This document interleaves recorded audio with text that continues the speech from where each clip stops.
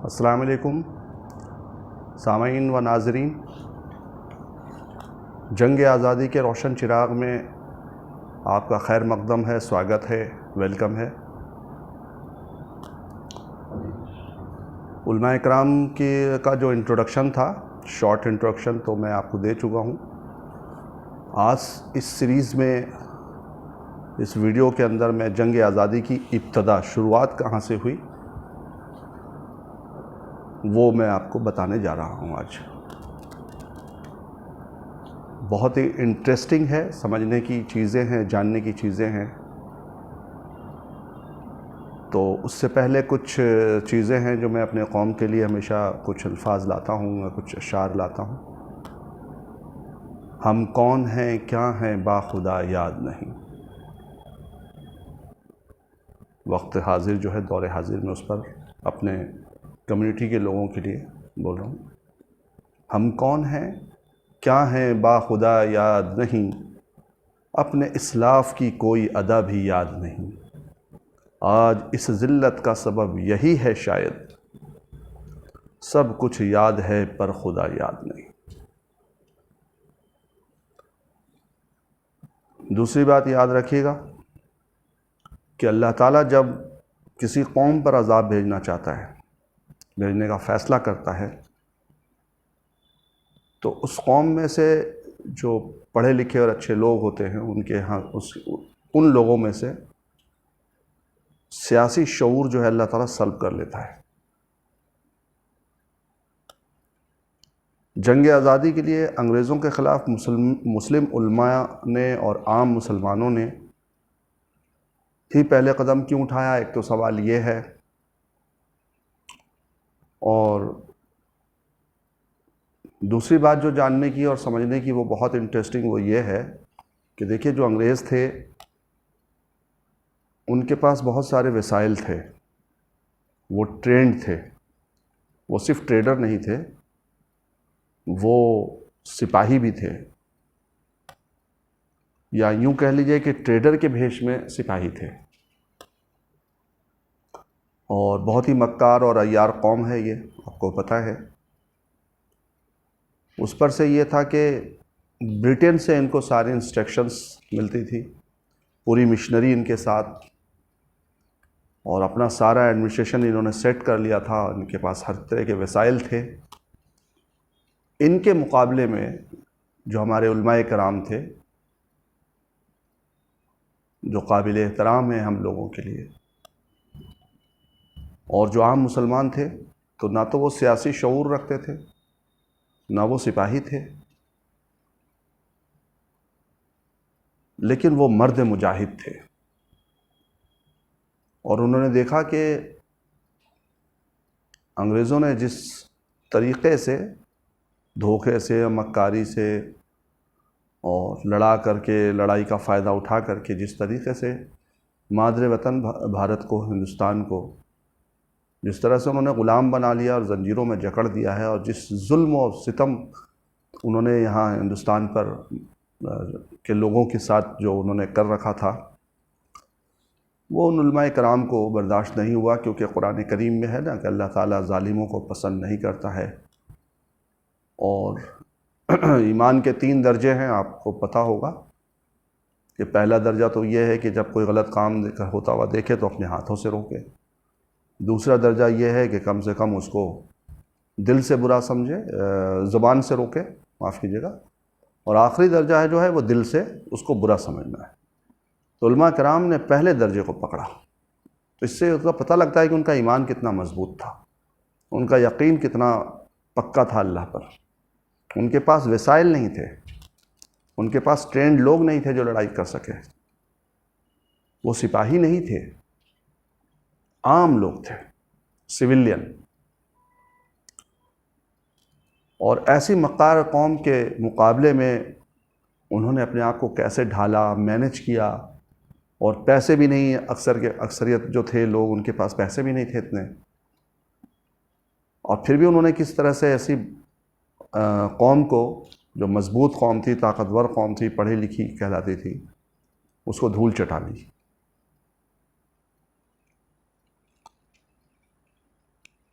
हमारी जो आज़ादी है, हम जो आज आज़ाद फ़िज़ा में सांस ले रहे हैं और इस हिंदुस्तान के तमाम लोग इस आज़ाद फ़िज़ा के अंदर जो सांस ले रहे हैं, मस्ती कर रहे हैं, ऐश कर रहे हैं, सुकून में हैं, खा रहे हैं, पी रहे हैं, बड़ी बड़ी प्रॉपर्टी बना रहे हैं, ये सारी चीज़ें उन उलमाए किराम और उन मुसलमानों के जो शहीद हुए अपने मुल्क के लिए, उनका कर्ज़ा है हम पर। इसीलिए मैं बार बार कहता हूँ कि इस मुल्क पर मुसलमानों का एहसान है। वो अलग बात है कि तासुब करने वाले लोगों ने आज़ादी से पहले भी तासुब किया, आज़ादी के बाद से आज तक तासुब कर रहे हैं, और जो हमारी बहादुरी है, जो हमारी वफ़ादारी है, हमारे सलाफ़ की, हमारे बुज़ुर्गों की जो क़ुरबानी है, उसको मिटा दिया। पर दुनिया ये भूल जाती है कि कोई कुछ चीज़ें ऐसी होती हैं जो कभी मिटाने से भी नहीं मिटती।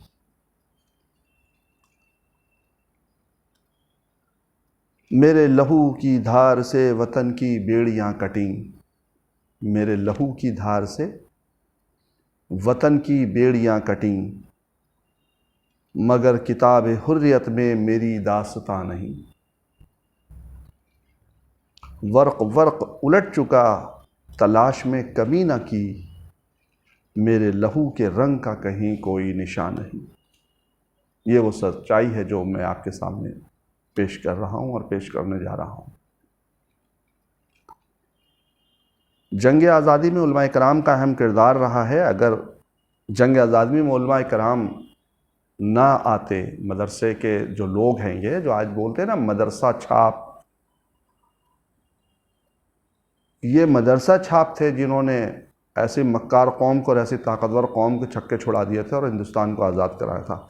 अगर ये नहीं होते और ये अपने जानों की कुर्बानी नहीं देते, ये नहीं लड़ते, तो ये मुल्क आज़ाद होने वाला नहीं था। तो चलिए आज इब्तिदा करते हैं हम जंग आज़ादी की इब्तिदा। जंग आज़ादी में उलमाए कराम का अहम किरदार रहा है। अगर जंग आज़ादी में उलमाए कराम अपनी कुर्बानियाँ नहीं देते तो ये मुल्क आज़ाद ना होता बहुत काफ़ी टाइम लगता। जंग आज़ादी की तारीख़ पर जब हम नज़र डालते हैं या डालेंगे जब नज़र, तो पता चलता है कि हज़रत मौलाना शाह वलीउल्लाह की पैदाइश से क़बल एक अजीब इनक़लाब बरपा था, जिसमें शहनशाहियत का आफ़ताब ढलते ढलते ग़ुरूब के करीब पहुँच गया था। शहनशाहियत यहाँ पर जो इशारा है वो मुग़लों की तरफ है। तो कभी वो चमक रहे थे वो आबोताब के साथ, औरंगज़ेब के बाद फिर ये ढलता ढलता ढलता चला गया। फिर वो रंगीले शाह और ये शाह और वो शाह कैसे छुट आए, बहुत सारे मुग़ल बादशाह और शहज़ादे, और आखिर में मुग़ल बादशाह बहादुर शाह ज़फ़र। उस वक्त तक तो बहुत कमज़ोर हो गया था और अंग्रेज़ों ने पूरे हिंदुस्तान पर कब्ज़ा भी कर लिया था। और एक दूसरी शहनशाहियत की सुबह का ज़ब हिंदुस्तान की सुबह सादिक बनती जा रही थी, यानी कि अंग्रेज़ों की। 1707 में औरंगज़ेब आलमगीर की वफ़ात के बाद वो क़यामत बर्पा हुई कि मुल्क का शिराज़ा बिखर गया। औरंगज़ेब को लोग बहुत बुरा भला कहते हैं, तो उन्होंने अंग्रेज़ों को बहुत टक्कर दी। जब तक वो ज़िंदा थे अंग्रेज़ टिक नहीं पाए थे। उनके मरने के बाद यूरोप के वही सफ़ेद फ़ार्म ताकतें जिन पर आलमगीर के परदादा ने मेहरबानियाँ और शाहाना इनायत की बारिशें की थी, ये सोच कर के ये मेहमान हैं, हमारे यहाँ तिजारत के लिए आए हैं, इससे हमारे मुल्क को और हमारे मुल्क के लोगों को जो माल बनाते हैं, जो शिल्पकार हैं, काश्तकार हैं और कपड़ा बनाने वाले हैं, बुनकर हैं, ये सब लोगों को फ़ायदा पहुँचेगा। तो उन्होंने बड़ा अच्छा वार्म वेलकम किया उनका और बहुत सारी रियायत दी उनको, कंसेशंस। जिनको आलमगीर के बाप शाहजहां ने इस खुलूस और हमदर्दी के साथ अपने दामन में पनाह दी थी, जिनको आलमगीर ने पहले मुल्क बदर किया था, फिर माफ़ करके तिजारत की इजाज़त दी थी। पहले तो मुल्क बदर कर दिया था, बोले यहाँ घुस नहीं सकते हैं, बाद में इजाज़त दी। अभी 100 साल भी पूरे नहीं हुए थे कि आलमगीर की राजधानी पर उनका तसल्लुत हो गया। आलमगीर की राजधानी जिसे आज आप दिल्ली के नाम से जानते हैं, ये शाहजहानाबाद के नाम से जाना जाता था। और आज जिस अंदाज में दिखता है वैसा था नहीं। जो आपके कश्मीरी गेट है वहाँ से दीवार जो है लाल किले से जुड़ी हुई थी, और उसके साथ साथ दीवार जा करके दूसरी साइड से होते हुए, और लाल किले का जो दूसरा सिरा है जो दिल्ली गेट की साइड से, वो सब जुड़ करके वो किले से जुड़ा हुआ था। किलाबंद शहर था ये। लोगों को महफूज करने के लिए उसमें कई गेट थे, जो दिल्ली गेट और कश्मीरी गेट और तुर्कमान गेट, ये सारे गेट होते थे इसके अंदर। आलमगीर की राजधानी पर उनका तसल्लुत हो गया, कब्ज़ा कर लिया उन्होंने, और आलमगीर का पोता शाह आलम उसका वजीफ़ा ख्वार बन गया। देखिए, समझने की बात है कि जिनके बाप दादा ने उन लोगों को का खुश आमदीद किया था, उनको रियायतें दी थी, उनकी मेहरबानियों पर वो कमा रहे थे, जी रहे थे, खा रहे थे, आज उनका पोता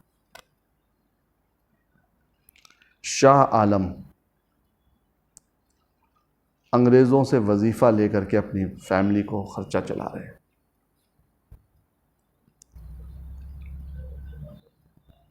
तो समझना है इन बातों को कि देखिए, अगर आप दूरअंदेशी से काम नहीं लेंगे तो फिर एक दिन हो सकता है कि भाई ये हालात आ जाए।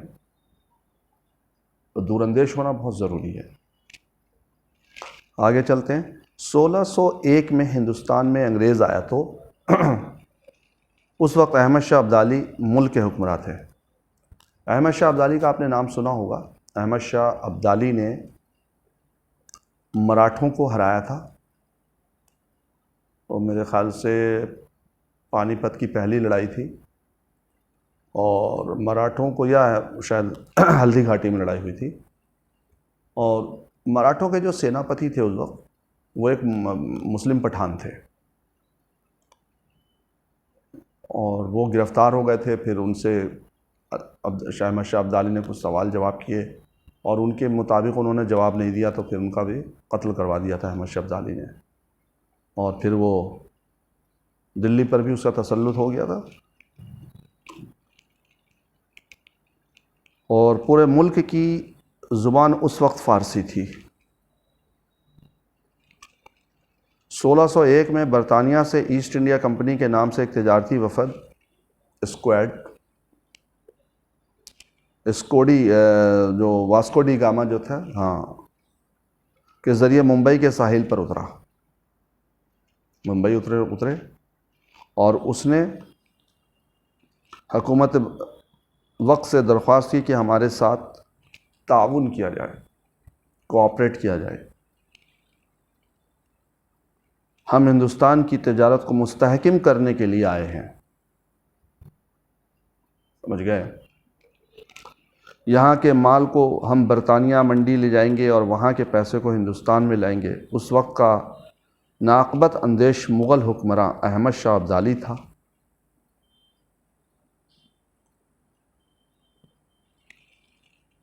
और वो अंग्रेज़ की सियासत को समझ ना सका, और उनको हिंदुस्तान में रहने की इजाज़त ही नहीं बल्कि बहुत सी सहूलतें भी इनायत कर दी। कई 100 मरबा ज़मीन वफ़ कर दी गई और कह दिया गया कि इस इलाके पर तुम्हारा कब्ज़ा, यहाँ का नज़म व नस्ब भी तुम्हारे हवाले है। इस तरह हिंदुस्तान में कदम जमाने का अंग्रेज़ों को पूरा मौका मिल गया और मुल्क में उसके कदम जम गए। तो ये तो शुरुआत थी। बाकी की कहानी मैं आपको थोड़ा अलग अंदाज में समझाऊं। अब अंग्रेज़ों ने यहाँ के माल को, जो हिंदुस्तान का माल था, शिल्पकार और जो दस्तकार होते हैं उनके चीज़ों को औने पौने दाम में ख़रीदा और यहाँ से ले गए ब्रिटेन, और वहाँ उन्होंने उसको महंगे दाम में बेचा और वहाँ की सस्ती चीज़ को ला करके यहाँ महंगे दामों में दिया लोगों को। तो हिंदुस्तानियों को दोनों तरीके से इन्होंने लूटा।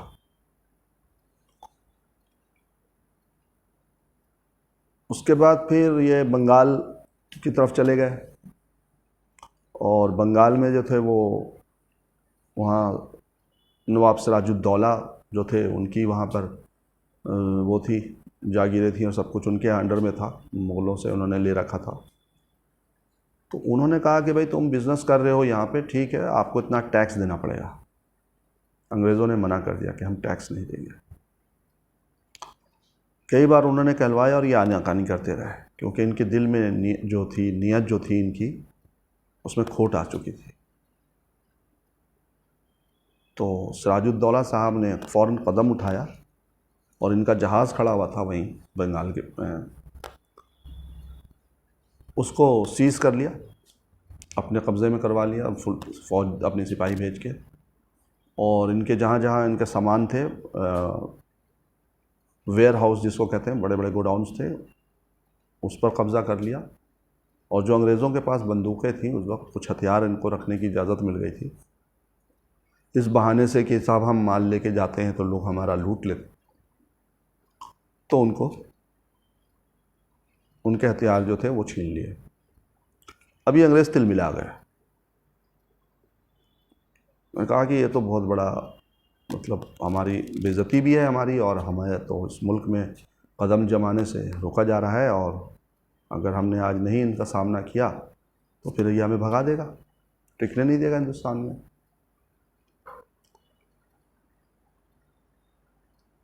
तो सबसे पहले जो लोहा लिया उससे सिराजुद्दौला साहब ने लिया, अंग्रेज़ों से टक्कर ली, क्योंकि वो भाप चुके थे इनकी नीयत को।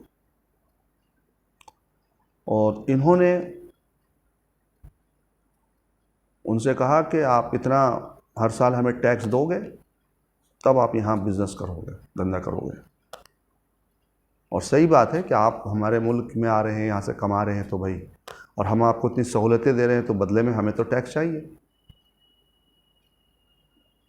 तो इन लोगों ने उस वक्त तक, जो चेन्नई जो है उस वक्त मद्रास कहलाता था, वहाँ से कुछ इन लोगों ने फ़ौज अपनी मंगवाई, कुछ वहाँ भी थे लोग, अंग्रेज़ वहाँ भी थे। देखिए, मुंबई, चेन्नई और बंगाल, वेस्ट बंगाल जो कलकत्ता है, ये जितने भी पोर्ट वाले हैं, जहाँ से पानी के जहाज़ जहाँ पे आते हैं, इस सब जगह ये लोग छा चुके थे।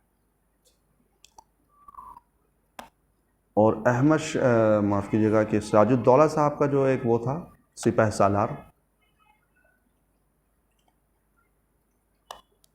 अंग्रेज़ों ने उनको तोड़ लिया लालच देकर कि हम आपको, सिराजुद्दौला को गद्दी से हटा करके हम आपको बिठा देंगे, तो आप हमसे जंग मत करिए। तो प्लासी युद्ध याद होगा आपको, सबसे पहला जो जंग होनी थी अंग्रेज़ों के साथ, वो प्लासी के मैदान में, प्लासी युद्ध के नाम से, प्लासी वॉर के नाम से मशहूर है। तो ये जो मीर जाफ़र नाम था गालिबन इसका, तो इसने गद्दारी करी, फ़ौज लेके गया और अंग्रेज़ों से लड़ा नहीं। और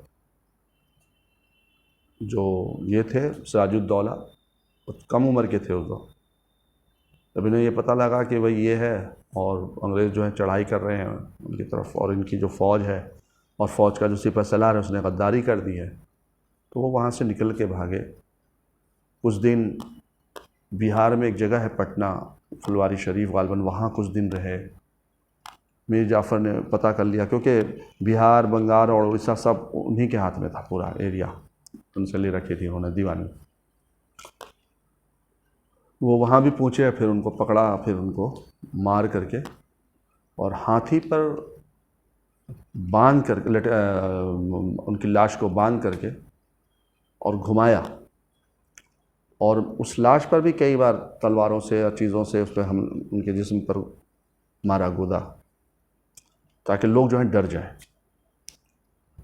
और इस जीत की फतह की जो ख़बर पहुंची ब्रिटेन में, महारानी विक्टोरिया का टाइम था वहाँ, तो ब्रिटेन वाले बहुत खुश हो गए। वाह, इतनी बड़ी जीत और वो भी बिना लड़े। कितने बेवकूफ़ और कितने पागल लोग हैं हिंदुस्तान के। और अभी कोई भी दूसरे मज़हब के लोग अभी अंग्रेज़ों से नहीं लड़े रहे। उन सब बाद में वो आए हैं। झांसी की रानी हो, चाहे साहब तात्या टोपे साहब हों,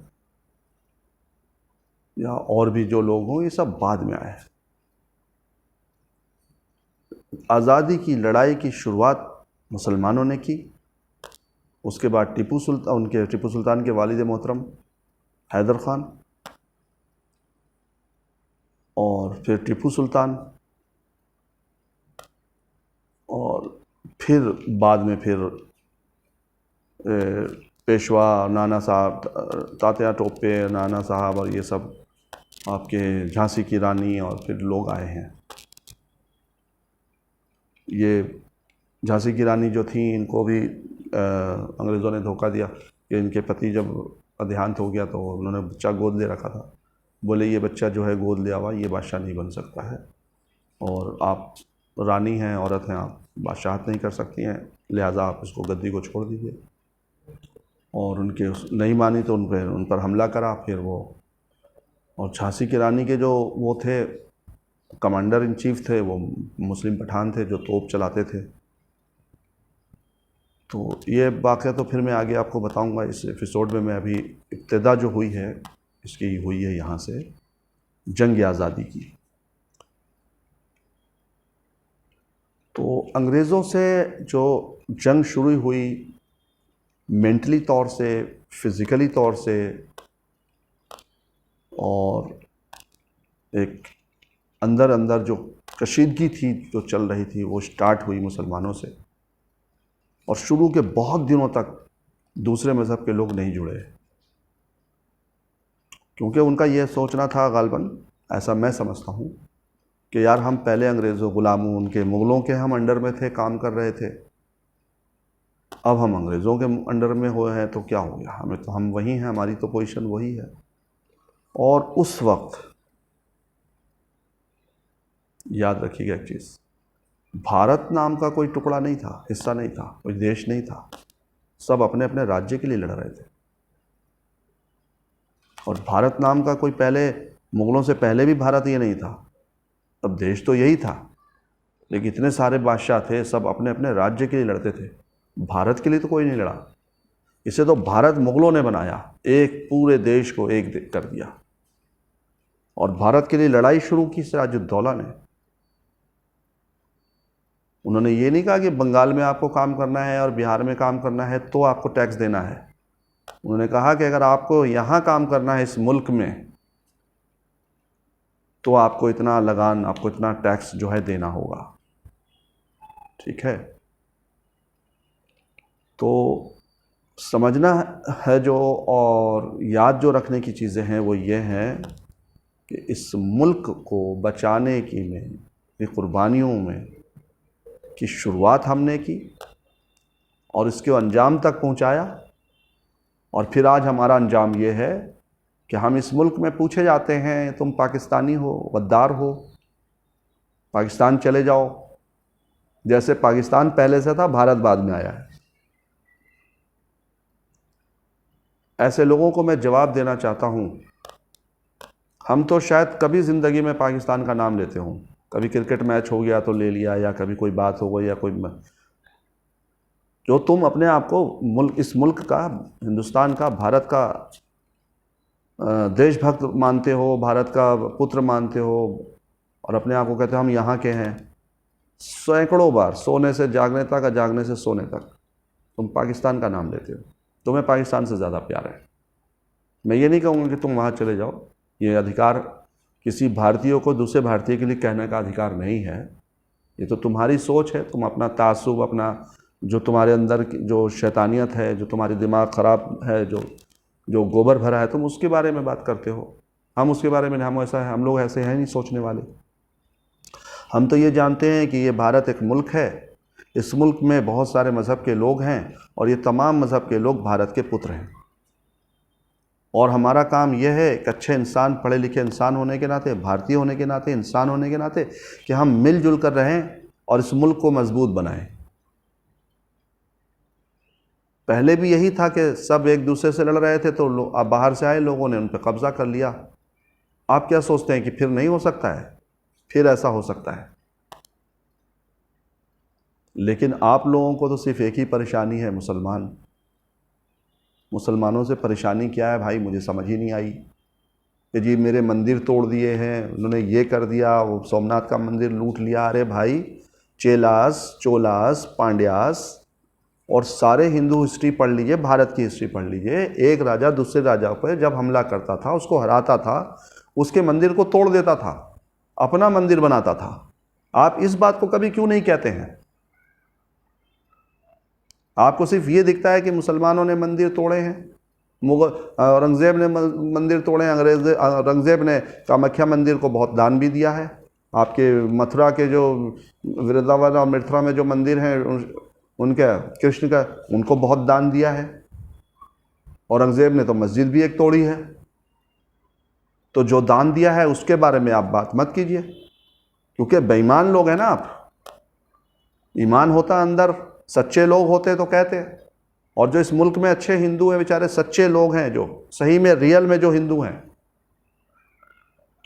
उनको कंफ्यूज करे रहते हैं। साहब ये मुसलमान गुलाम बना देंगे, बना लेंगे और ये करेंगे। अरे गुलामी से तो हमने निकाला है तुम्हें, हम तुम्हें गुलाम क्यों बनाएंगे? 200 साल मुगलों ने यहाँ हुकूमत की है, उन 200 साल में कभी तुम्हें गुलाम नहीं बनाया गया और मुगलों ने इसे अपना मुल्क समझा। हमें कहा जाता तुम बाहर से आए हो, तो आप कौन से अंदर के हैं? अंदर के तो सिर्फ द्रविड़ लोग हैं यहाँ पे, जो ये कबाइली जो लोग थे, जो आदिवासी लोग थे, ये उनका वतन था। आप आए, आपने उनके वसाइल को छीन लिया, उनको घर बार से भगा दिया और उनको शूद्र बना दिया और अपना गुलाम बना करके रखा। फिर इस्लाम आया और जब उसने देखा, इस्लाम में जब उन्होंने देखा कि सब लोग एक साथ खड़े होते हैं और वो इस्लाम में आ गए, तो आपको बुरा लगने लगा। आपको इसलिए इस्लाम से आपको वो है, नफ़रत है। ये तो इस्लाम के अंदर जितनी अच्छाइयाँ हैं ना, अगर आप लोग गौर कर लें तो इंसान को इंसान समझता है इस्लाम। आपके यहाँ नहीं है कि आप अपने ही मज़हब के लोगों को मंदिर में ना आने देते हैं। खैर, ज़्यादा लंबी वीडियो नहीं बनानी है मुझे और मैं अपनी बात को यहीं ख़त्म करता हूँ। तो अब जो है चलेगा, जो कहानी चलेगी और किसका किसका क्या रोल रहा है। और आज बहुत से लोग हैं ना कि हमसे सीए में हमसे कागज़ मांगेंगे, ये मांगेंगे, वो मांगेंगे। ये वो लोग थे जिस वक्त स्वतंत्रता सेनानी गिरफ्तार हो गए थे, को पुलिस ढूंढ रही थी, तो इन्हीं के लोगों ने उनको जगह बताया था कि वहाँ है, आप हमें छोड़ दीजिए। वो लोग हैं, हम नहीं हैं स्वतंत्रता सेनानी, जो आज सीना तान के बड़ा कहते हैं कि गोली मारो सालों को, देश के गद्दारों को। देश का गद्दार कौन है? गौर करिए खुद। ये वतन सबका है और सबका रहेगा।